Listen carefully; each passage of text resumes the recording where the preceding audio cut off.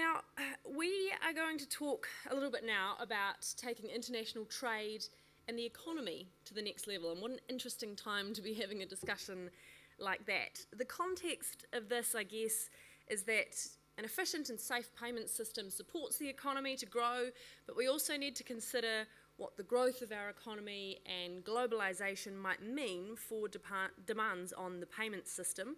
And of course, global politics affects trade. So we're bringing together two men, Stephen Jacobi and Shamubeel Eaqub, for a bit of a fireside chat. Stephen Jacobi has, if you haven't heard of him before, he is pretty prolific in the media, as is Shamubeel, has extensive diplomatic, trade and government experience, and he is the head of Jacobi Consulting. And Shamubeel Eaqub is a prolific economic commentator. I've interviewed him many, many times. He is the former principal economist of the NZIER and now an independent economist. So welcome to you both, gentlemen. Let's not shout at each other across the room. So what I'm seeing so far, because we must start with the US election, how could we not? What I'm seeing so far is that Trump is in the lead in the electoral votes. I think they've called maybe 3 for him, 1 for Hillary, but apparently it's not looking good. I just wonder if we could cast our eyes forward, whichever way it turns out. Trump has campaigned on protectionism. So surely that's not a good thing for us, given how important the US is to us in terms of trade. Do you want to start off there, Stephen? Well, thank you, and what a great day to be discussing these issues, and what a great venue and occasion to do so, and great to be here with my friend Shamubeel.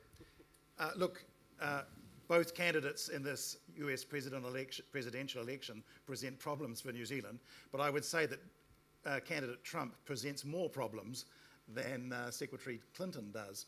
Who knows what will happen, but Trump's indication that he's going to impose a tariff on all trade, an extra tariff on all trade with China, 45%, or tariff on goods coming in from Mexico, 35%, or renegotiate NAFTA, trash TPP, all that is bad news for the global economy, affecting confidence and all the rest of it. There you go, President Clinton, you heard it here. But Secretary Clinton, candidate Clinton, is a little more nuanced on those things, but has some concerns about globalization too. We're in for a rough ride, though, if candidate Trump does prevail today. If we could just look at the TPP, which I guess has been a pretty controversial hot topic for New Zealand, what are the chances that it could get through in this so-called lame duck period before the inauguration of whoever becomes president today? Well, I put that at about 30%, I would say. It's certainly, TPP's not dead, folks. President Obama is the president of the United States, and he governs right up until the new president takes office. And it's under the existing Congress that he wants to try to move this forward.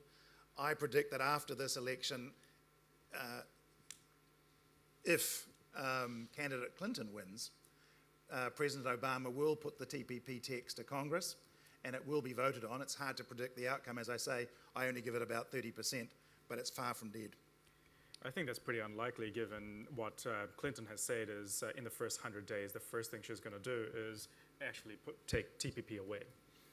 So, you know, the consensus in the advanced economies is increasingly anti-globalization and very much about protectionism. We've seen that with Brexit, we've seen that with both of the candidates in the US presidential election. And let's face it, what we're looking at in terms of both houses that are being elected at the moment in the US are more likely to move towards Republicans. And bizarrely, they're likely to oppose free trade. So, I mean, we can't be the only country that presents problems for. If the populace is going against globalisation, what does it mean for the businesses that stand to gain so much from globalisation? Well, I think for New Zealand, it's really around focusing on where we're likely to see the biggest growth. Even though we're likely to face this broad threat of protectionism, I don't think New Zealand is going to be singled out in the way that countries like China and others will be, who are more likely to compete on manufactured goods, on low-cost goods, and on large industrial goods. Those things are more, akin to dumping and other kinds of investigations. So from New Zealand's perspective, I think it's very much around thinking, how do we maintain some balance in these rich world countries where sentiment is turning? but the appetite for free trade agreements in developing countries has not waned at all. If anything, it's increasing.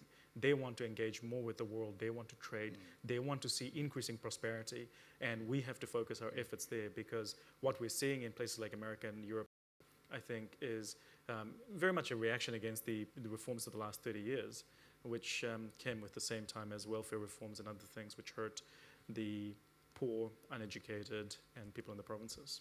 So where are you talking? I mean, we're quite familiar now with trading with China. I know we're trying to push a free trade deal with India. Where's the next frontier? Well, I mean, even with China, let's not forget that we need to do a lot more work. FTAs don't stop. They're living documents that need to be updated and improved in quality. So we need to keep investing there. But in terms of India, Vietnam, Cambodia, that whole nexus in terms of the spillover of the Chinese economy into the broader Asian economy is where a lot of the benefits are. And I think we're seeing that in terms of our trade, but also in terms of the increasing integration that we see across these countries. The problem really for New Zealand is that we have a lot of difficulty negotiating FTAs, free trade arrangements with other countries when there's not some big idea at stake. In the case of China, there was a big idea. This was a chance for China to show how it could become involved with a developed economy and could, do something different. It was a bit of a laboratory for them. With TPP, the big idea is how can we craft an FTA for the 21st century. That's what got the big players in, like the United States. But when we have to rely on just our own domestic market to tempt these other economies into negotiating with us, we have a big problem. That's why we don't have an FTA with India. It's why the FTA with Korea took ages to get. The real issue with TPP is, if that does not go ahead, what's plan B? Plan A, B, and C at the moment, I can tell you, is TPP. What's plan D? We don't even know what that looks like yet. And how are we going to get an FTA with Japan, a major partner for New Zealand, without this big idea? New Zealand is so minor on the global scale in terms of other countries' perceptions that we really need this big idea. And what we've been really good at in the past is finding those big ideas. So that's what we really need to work on. Yeah, how do we do that? Or are we just a cork in the ocean bobbing around at the whims of the big global powers deciding whether or not they want to bother with a small country like New Zealand? Well, we've got to find out what works for them. And we've done it before. We did it with China. We did it with TPP. Don't forget, TPP was New Zealand's idea. We got the United States involved in this group. We worked to expand it that would suit our interests. The irony is that today the TPP third reading is going through the Houses of Parliament here in Wellington. We're on the verge of concluding TPP, yet there is, barely a majority of MPs in favour of this. It is astonishing in its magnitude. But anyway, you need one vote, and that's probably what we'll get, and it'll go through. But we need to work on this bigger idea for everyone else. Big ideas is what we need. We might pass it, but it might all be for naught if it doesn't get passed in the States. Well, nothing's ever lost completely. So I guess if you're thinking of what that plan D is going to look like, you have to say to yourself, what can you rescue from it? What new coalition can you build? The issues behind TPP are never going to go away. Globalization, even though we're standing, or it feels like it, on a precipice of globalization at the moment with the public concern, globalization is not going to go away. Trade, technology, communications, financial services, banking, all of these things, payments. Let's hear it for payments. Payments are all deriving this greater need for globalization, and the issues behind it are not going to go away. If anything, it's going to get even more better connected, more closely connected. And I think that's where the anxiousness and that's where the stress is coming from. The challenge for industries like yours is going to be around how do you cope with it when you don't have governments who are able to create that negotiation between themselves. How can industries be more involved to take leadership? Because I believe the next phase of globalization is going to be led more by the private sector than by governments, as we have seen in the last 40 or 50 years. I think you're absolutely right about that. Governments are not big on big ideas at this time in our history. They're broke, a lot of them around the world. We're doing better here in New Zealand than many others, but many of them are broke. They have public that don't want to move forward. Business is going to have to find those ideas going forward. I guess businesses, unlike governments, aren't elected, and so maybe they can push agendas in the way that the politicians fear, but they still have customers who take heed of how they operate. So I'm just wondering how they explain to the people who have so rallied against globalisation why they should be in favour of it. How do businesses push that agenda? They do and they don't, right? How many of you have used Uber? None of you have used Uber? Come on. I came here in one. I came here in one too. Most of us you have used Uber, even though we know that they're not complying by the rules in terms of minimum wages and all these other bits and pieces in New Zealand. We rail against globalization, but we still buy stuff from Amazon. And we still get around in Ubers. And part of it is around the offering has to be good enough. I don't think people are that principled when it comes to spending money. So what the point? We have to actually just point out people's own hypocrisy. Use Uber but rail against globalisation. Well, and I think there is a public good element where you have to manage your processes and your business so that you're not exploiting. But certainly if you can offer a good enough quality of service and you're still innovating, you will find people going along with it. If anything, it gives you that opportunity to make changes that you think are right. But I think the challenges, with payments and with businesses, because businesses are going more global, you somehow have to find that local solution that makes you still relevant to the local community. You can't isolate yourself. I think that's probably the big challenge. I mean, one thing businesses can do is communicate more with the public about the nature of their business, what's at stake. One thing businesses are very good at is looking at the future and trying to see what it might look like. We don't have enough of that going on. Look, there are lots of platforms for communicating these things. My friend Shamubeel here is doing a really good series of videos. Hey Shamubeel. Talking about aspects of the economy. We need to be sharing those things. We need to be using the social media networks. One of the organisations I work with runs a TradeWorks website, TradeWorks, that talks about the benefits of trade in a social media platform. We've got to share. We've got to get into this debate much more rigorously than we have done. And we have to work with the government to explain the benefits of globalisation to the public and come up with those new ideas for the future. But isn't that the bigger challenge in terms of where we are with public policy at the moment, where when you think about the big decisions that are being made, including TPPA, so much of it was done in very complex and technical terms that the conversations were really outside of the public arena. And what the public faced was the hysteria and the detail and the negativity, rather than some of the broader ideas and the principles on which it was founded. And I fear that more and more we're seeing the public being excluded from public policy.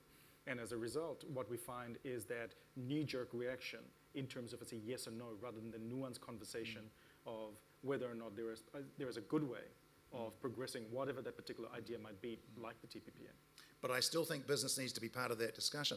I was at the Select Committee on a couple of occasions presenting on TPP, and every time I went, there was a phalanx of people opposed to TPP, very well armed with all sorts of information from the internet, most of which have very little relevance to New Zealand. But anyway, they were participating in the public debate, but business was rather mute alongside that. Certainly, the primary industries all got involved and explained why it was important to remove tariffs and what have you, but there are bigger issues involved here. It's about the whole structure of our economy. It's about how we integrate with the rest of the world. It's about how we reach global consumers and the ways in which we do that. And we have to be thinking about the public policy environment, because even in your industry, these new technologies that are coming down the pike are going to require different rules about the way, for example, data moves around the world that need to be thought about. And are we doing okay with the regulators keeping up with the pace of that change? Well, let's not kid ourselves. Regulators are always catching up. The innovators will always be leading. And you guys had your session on blockchain, and you had the innovators and you had the people who are trying to keep up. And I saw a great article this morning that said the banks will be the death of things like blockchain. Get them out of the way. But it's kind of that fear that you're going to have bureaucracies that stifle innovation, the Kodak type thing, that if you let the incumbents try and innovate, they're more likely to keep their existing things going as well as innovate. You can't do both. But for the regulators, I think the difficulty is how do you find that balance in terms of creating a nurturing environment for innovation, but at the same time making sure you apply the rules and regulations that you've already set up, which were fit for purpose for the previous technology and the previous way of doing business. We're seeing that in fintech right now, and I think that's the real big challenge, is how will we find the consistency of policies right across public policy, right across government, that works for new ideas that are coming through, some of which are going to be really testing the boundaries of legal rules as we know them. Speaking of fintech, I suppose most of the focus in our economy is still on dairy and still on tourism. Are we putting enough focus on areas like fintech, like the Zeros of the world, that can be grown here, that can grow very quickly here, without necessarily the constraints of who's polluting the water or how many tourists can we fit on an aircraft? Yeah, I think that's a great question. And I honestly don't think we're doing enough to encourage innovation in our weightless economy. We had the Knowledge Wave conference, when was it? Early 90s? Oh, yeah, that's right. And all the lessons from the Knowledge Wave probably still apply. We still haven't invested enough in education. We still haven't invested enough in terms of venture capital. We still haven't invested enough in terms of entrepreneurship. We're more likely, we have lots of startups in New Zealand, but they're more likely to be regional, provincial businesses without global ambition and global reach. We're starting to see that change, and Zero and Orion, I think, are running against that culture, and they should provide a great example of what we can do. But it's not happened because of government intervention, but in spite of. And I think that's the kind of, that there's a change in environment that we would need. And some of these great IT and fintech companies, of course, are the enablers of business in New Zealand across the board, not just for technology businesses themselves, but for every other business. And the agricultural industries that we have in New Zealand are also innovators. They are also heavily into technology. And of course, you've got a huge facilitating role played by the payments industry generally. So, I mean, I don't think it's necessarily an either or, it's both and. Do we need another Fonterra, another sector? Yeah, we do. We need bigger companies. We need companies with greater scale and able to take on international markets. We also need dynamic SMEs, and we need a whole lot of innovative startups. We need everything. But given we have been, as you just pointed out, Shamubeel, talking for decades about how we needed to address the education, the investment, the focus, what is it going to take to actually make the change? My prediction is there's going to be Winston. He's going to stop immigration and we'll be forced to invest in education. Because we won't be able to import the workers. Because I think New Zealand has been lazy in education policy, where we've relied on immigration to fill the gaps for too long. I'm a migrant myself, so it's hardly, I'm hardly anti-immigration. But the reality is that you have to have both immigration policy and education policy. You can't consistently fill your skills gap simply with immigration. We have for too long neglected to do that, and I think Winston's going to force the hand. Winston and I only have one thing in common: we're both brown and handsome.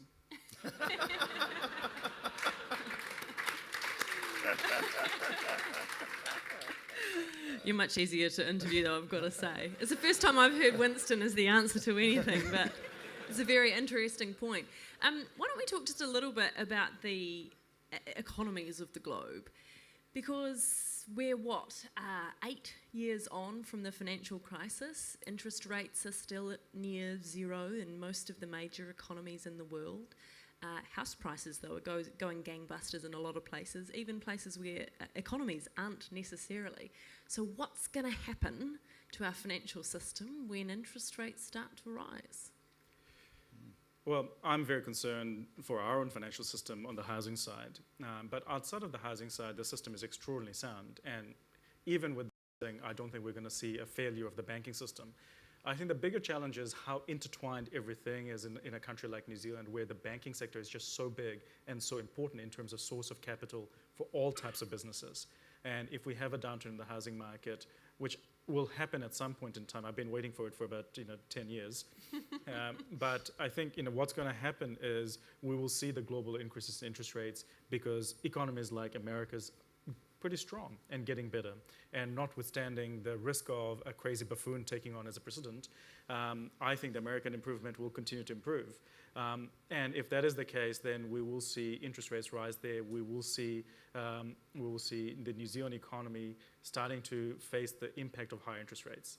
And that high interest rates will mean that we'll have to get away from that addiction to cheap money, which has really fueled a lot of the housing market crisis, as well as a lot of the structural issues around housing supply and da-di-da.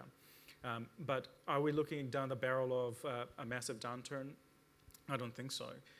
If I look at what's been happening in New Zealand, what has been really encouraging is how flexible our economy has been. So the GFC was extraordinarily painful, but in the immediate aftermath, very strong meat, dairy, and forestry carried us through. we're unlucky because of the earthquake that kind of created some growth. And since then, we've had Auckland that's been going gangbusters. Half of it unsustainable in housing, the other half extraordinarily sustainable in terms of high skill, high tech jobs, which are going to be around for a very long time. But do you think the adjustment to not having access to cheap money is going to be a bit painful? Well, I don't think so. And the reason I say that is because the business sector, by and large, is very well capitalized. Our businesses are not in deep debt. They have plenty of cash, but they don't have the confidence that they can invest in this economy when there is no inflation, very little ability to raise prices, and demand is not growing fast enough yet. So in many ways, what we're seeing is the housing sector is growing so fast that it's strangling the demand in other parts of the economy. I think what Shamubeel is also referring to is that internationally, globally, there are still a number of points of sensitivity and weakness that could yet come to the fore. As I go around the world and participate in international gatherings, it always amazes me that when we get the economic predictions, all the economists come to us and tell us that there's problems in all of these economies that are about to tip over. But they always come to the conclusion, but there's no big crash or expected just yet. Let's hope that's the case. To be fair, we do get it wrong all the time. That's right. Well, what was that joke about the one-armed economist? You know, on the one hand, give me a one-armed economist, then it wouldn't be on the one hand and on the other hand. But the point of this is for us in New Zealand is that our history is relying on the outside world for our economic growth and development. And latterly, we've relied more on our own economic situation, and we've been doing very well. But probably that's not going to continue in quite the same way in the future, and will become exposed again to the vagaries of international marketplace with its pluses and its minuses. And we have to make sure we've got the soundest economic settings we've got back here in New Zealand. And you asked before about what does it take to change some of the things. Well, I think one thing it takes is for us as a community and a society to want to have the sort of dynamic, efficient, outward-looking, competitive economy that can take advantage both of the opportunities that open up and ride out the problems as they occur.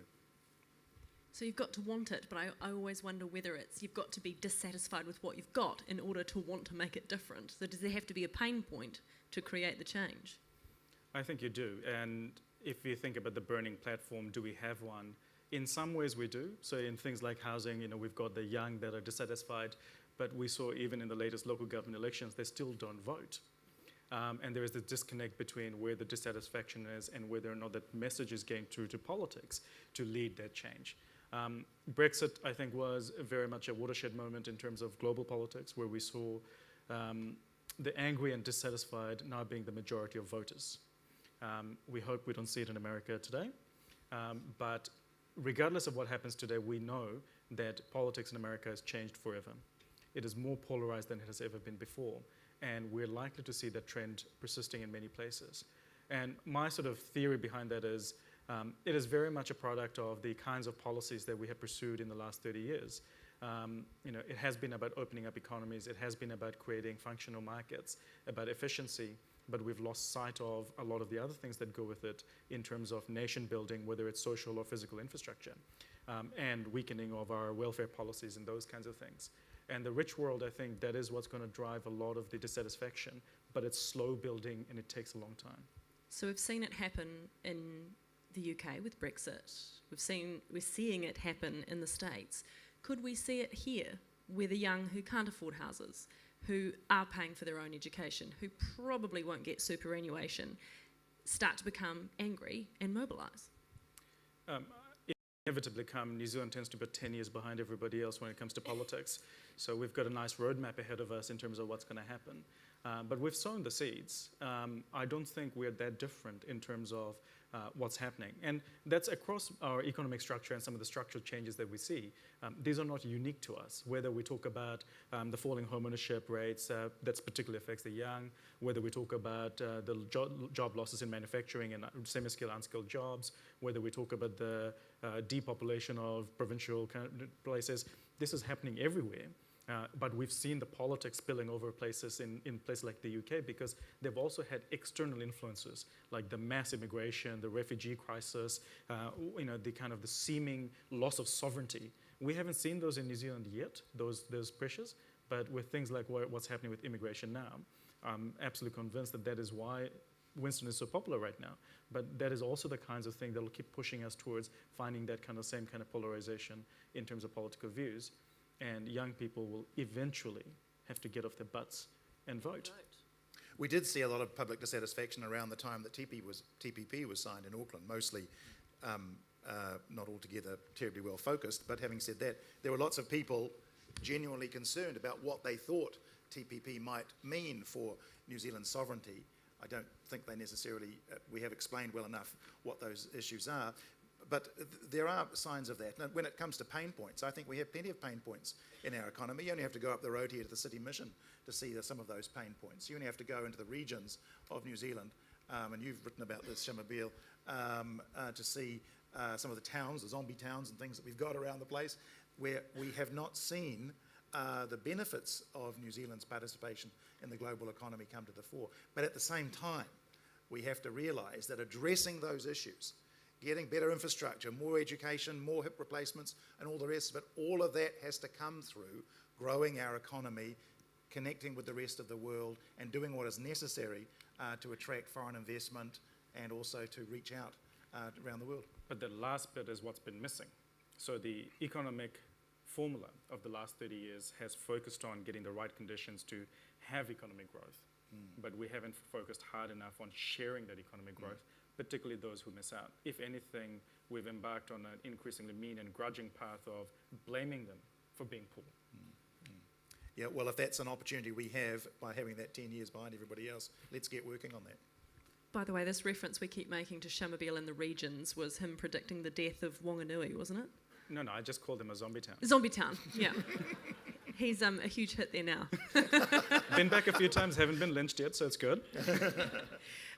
You mentioned just a little bit earlier, Shamubeel, blockchain, and Yes. this has been something that's come up a lot during this conference. What do you think that means for trade? Is this going to be a viable system that opens up access between economies, between consumers, between businesses? I do. I've got a business partner in the UK who's working very hard on blockchain right now, and we see massive potential in terms of what it can do. It's not so different from what we do now. It just makes things much simpler and aggregates a lot of different functions in one place. Does it have risks? Of course it does. I think the biggest risk blockchain faces is trust. What we find with money and any system of money is that it's based on faith and trust in who's providing that. And that's why we have governments and crowns providing that standing aspect of it. So isn't that a pretty fundamental flaw? I mean, when you think about banks, they rely on trust that when you put it in there, you'll be able to take it out again at some point. Absolutely. So I don't think that blockchain is going to become nearly as pervasive as people think as quickly. But I think that is going to be the system of exchange that we're going to see over time. And the reason I say that is because it's just a hell of a lot more efficient than what we do now. And what it can do is provide that information, content, registry services, all those contracts and all those bits and pieces that go with it, which at the moment creates a whole bunch of intermediaries. Let's not forget, many of the industries that we participate in are rent-seeking intermediary industries. And innovation always happens in getting those people out of the way. Any thoughts on blockchain, Well, Stephen? I see it in very much the same way, blockchain and enabling technology to give rise to a whole lot of other instruments, virtual currencies and things that are going to help. It's part of the new technological, part of the continuing technological advance that's going to speed up payments. It's going to make things quicker, better, easier. It's going to reduce costs. All those things are very good. Question marks exist about the trust element, around the regulatory environment for it, which will determine about how successful it's going to be. We are looking at the development of technologies now that we can't really foresee. And so trying to make the rules for that is quite hard right now, sitting where we are in the 21st century. But this technology is coming towards us, and we have to start thinking about how to make the best of it. And I think the biggest challenge is the supranational aspect of it. It's easy to have national legislation, but to make global legislation that everybody buys into. As we've seen with the internet, for example, it's really, really hard to enforce and find that kind of balance. Blockchain was meant to kind of get around that, but I think in reality humans are going to find it very difficult to think like an internet nerd that everybody's not going to be an internet nerd. So from that perspective, I think it's difficult because who's going to provide that leadership, especially in the way that politics is going now. If we can't do free trade agreements, what makes you think we're going to get a global system of payments together with that kind of leadership and that kind of regulatory coordination? And that is probably the biggest roadblock. I think the private sector will continue to do this. They will do it in particular spheres, in particular ways, but the regulatory aspect remains the biggest threat.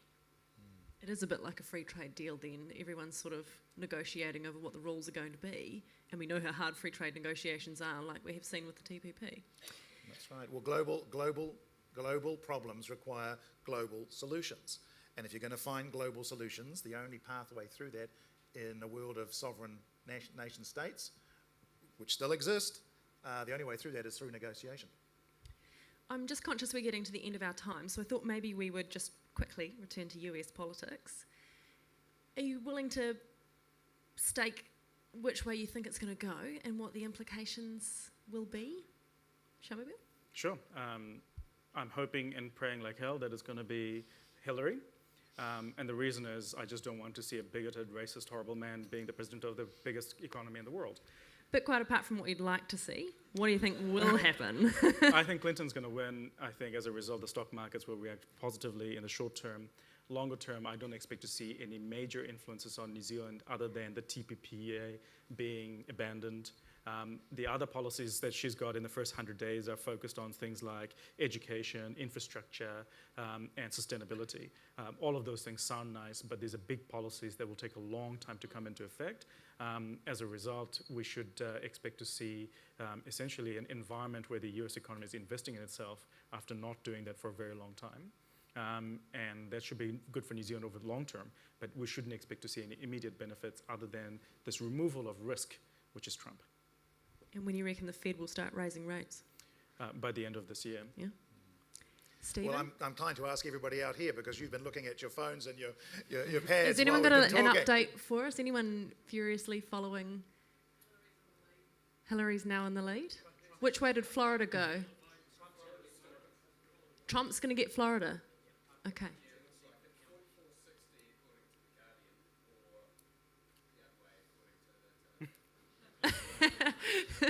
Well, Trump, So not quite decisive. They reckon by about 4 o'clock we'll have some sort of definitive answer. Trump winning Florida would be a big problem. But let me say, I think, hope and expect that Hillary Clinton will win. I think it'll be business as usual with the relationship with New Zealand if that's the case. I think TPP still has a chance of going through in the lame duck. I think that President Clinton would seek to renegotiate it, probably, and that will take a lot of time. But as I've said before, if it's President Trump, then my goodness, all bets are off. Does anyone out there have any questions for these two gentlemen? They are a mine of information. Yes, we've got one down the front. Oh, it's There is a Joy, microphone isn't that's it? running There's towards a you. microphone on the way. I was being kind to you. I was just wondering whether you thought Gareth Morgan might have a voice in our government coming in the future and what that voice might do. Interesting question. Well, independent parties are very difficult to start in New Zealand, as we know. He's got a loud voice and quite a good platform, and I'm sure he can have his views heard. I think it'll be very difficult to get much traction, but Because let's cat see. lovers vote. Yeah, hey. Shamubeel? I hope he gets in there because he would provide an alternative voice and one that's less partisan than what we see in politics today, which has become very much about very tribal politics.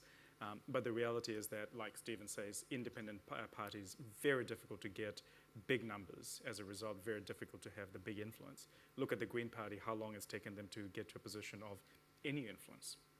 It's hard to compare it probably to the other startup parties of recent times, though, because we had Kim.com's party and the Conservative Party. Well, they almost got there, though, didn't they? Well, it'll be interesting to see whether that demonstrates some reluctance on the part of New Zealanders to embrace those sorts of new ideas. But perhaps Gareth Morgan provide a bit of a counterfoil on the popular side of things to Winston. That might be quite good. Well, at least he would be basing some of his policy, hopefully, on some sound economic argument. Let's hope. Any other questions out there for Shamubeel and Stephen? All right, well, please put your hands together for Shamubeel, Eaqub and Stephen Jacobi. to see you. Thanks, Nadine. Lovely to see you again.